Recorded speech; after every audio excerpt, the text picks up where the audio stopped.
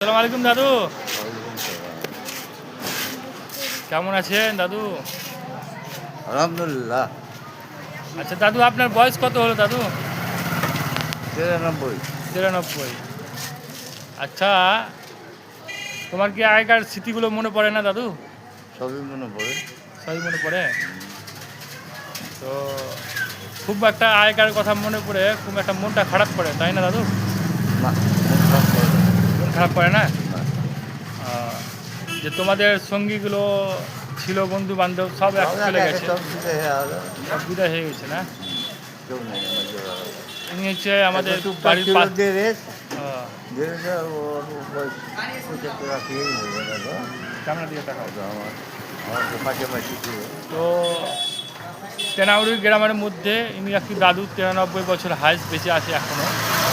সব দোয়া করবেন যেন আরও দাদুর যেন হায়াতটা বেশি হয়, বাড়ে।